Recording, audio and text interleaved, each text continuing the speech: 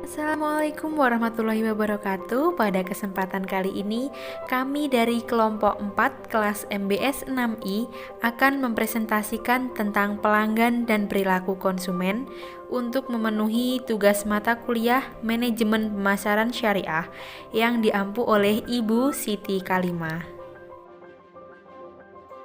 Dengan anggota Mima Lutfiani,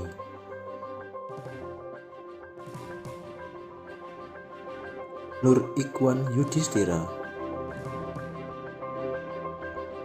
Satya Yanur Kinarsa, dan Elis Dinda Febiani. Simak penjelasan materi yang akan kami sampaikan dalam video berikut. Yang pertama, mengenai pengertian pelanggan dan konsumen.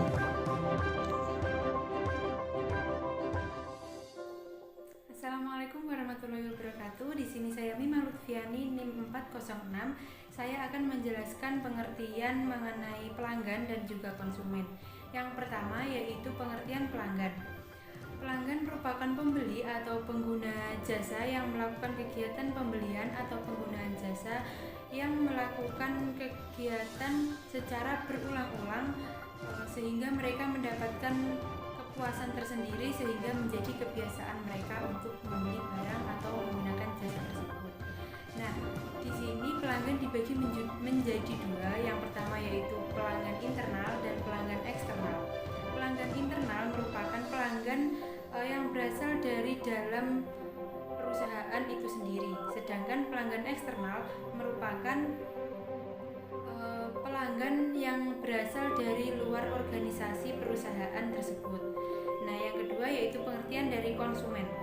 Konsumen merupakan individu yang membeli atau menggunakan barang atau jasa untuk digunakan sendiri atau individu atau digunakan secara pribadi untuk mereka itu sendiri. Nah, sedangkan perilaku konsumen merupakan tindakan yang langsung terlibat dalam cara mereka mendapatkan, cara mereka mengkonsumsi, dan juga mereka menghabiskan, seperti itu.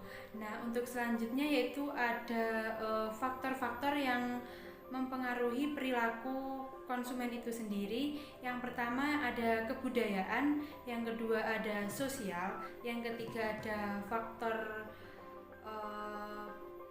personal, dan yang terakhir yaitu ada faktor psikologi. Terima kasih.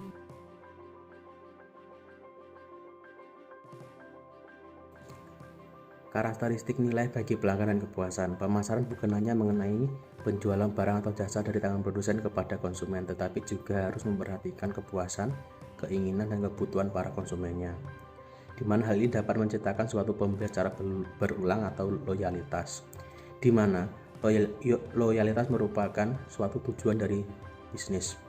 Salah satu indikator bisnis adalah sukses, yaitu dapat menumbuhkan, mempertahankan, serta mendapatkan pelanggannya secara tetap. Nilai yang dapat dicapai dalam suatu usaha, salah satunya adalah nilai pelanggan. Menurut Fandi Ciptanto, terdapat beberapa karakteristik dalam nilai. Salah satunya nilai bersifat instrumen, yaitu pemasaran tidak hanya menciptakan nilai dalam penawaran, tetapi juga mengkaitkan penawaran dengan kebutuhan dan keinginan spesifik setiap pelanggannya. Serta nilai bersifat dinamis, seiring perubahan kebutuhan dan keinginan pelanggan juga dapat berubahnya nilai seiring mengikuti ekspektasi pasar. Kemudian yang terakhir, nilai bersifat hierarki, di mana nilai universal menjadi pondasi utamanya. Apabila nilai universal tidak ada, pelanggan tidak ada yang peduli dengan barang atau jasa tersebut memiliki nilai jual.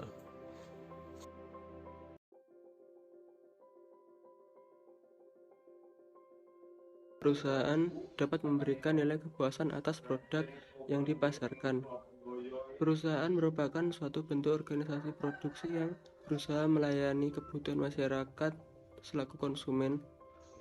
Untuk keperluan itu, pihak produsen berupaya mengombinasikan berbagai faktor produksi sedemikian rupa untuk menghasilkan suatu produk yang dapat dikonsumsi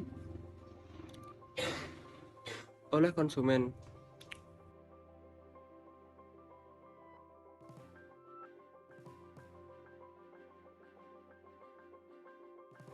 Kepuasan pelanggan merupakan perasaan orang atau kecewa dari pelanggan yang berasal dari perbandingan antara kinerja produk dengan harapannya.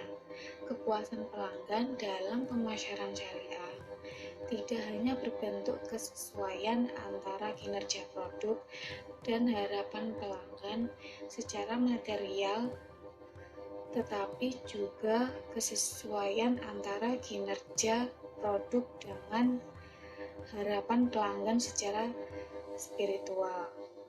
Cara memperhatikan kepuasan pelanggan antara lain: yang pertama, berikan perhatian before dan after sales. Sebagian besar pelaku pasar hanya fokus terhadap penawaran yang akan mereka sampaikan tanpa memperhatikan keinginan konsumen. Yang kedua, ciptakan sebuah hubungan yang saling menguntungkan. Di pemasaran seperti ini tentunya dibilang mudah, sebab sekarang ini para konsumen sudah bekerja dan bisa menentukan produk-produk unggulan yang bisa memenuhi kebutuhan mereka. Yang ketiga, untuk memerhatikan loyalitas pelanggan, ada baiknya Anda mencatat semua customer yang pernah membeli produk Anda dan mencoba melakukan follow up ulang pasca pembelian pertama. Yang keempat, tawarkan program menarik untuk menjaga loyalitas konsumen, seperti halnya mal-mal besar maupun pusat perbelanjaan di kota besar yang menawarkan program premium atau kartu keanggotaan untuk menjaga loyalitas para pelanggan. Yang kelima, berikan keuntungan bagi pelanggan setia Anda. Selain menawarkan program menarik untuk menjaga loyalitas konsumen, Anda juga bisa menjalin juga sama dengan para pelanggan setia Anda.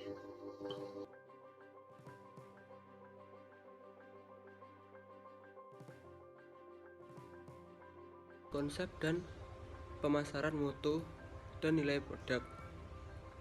Suatu keseluruhan sistem yang meliputi kegiatan-kegiatan bisnis yang dirancang untuk merencanakan, menentukan harga, mempromosikan dan mendistribusikan barang atau jasa untuk memuaskan kebutuhan para konsumen rumah tangga maupun konsumen industri.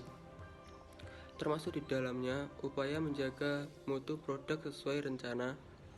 Dari definisi di atas, dapatlah dikatakan bahwa marketing adalah semua bentuk kegiatan yang dilakukan untuk menunjang pengiriman barang-barang atau jasa dari produsen ke konsumen secara efektif dan efisien dengan mutu baik. Adapun proses kegiatan marketing atau kegiatan pemasaran dimulai sejak barang atau jasa belum diproduksi, artinya tidak dimulai pada saat produksi selesai. Jika tidak berakhir saat penjualan. Demikian yang dapat kami sampaikan dan jelaskan dalam materi kali ini. Bila ada kurang salahnya, kami mohon maaf dalam menjelaskan materi. Saya ucapkan terima kasih. Salam dari kelompok 4.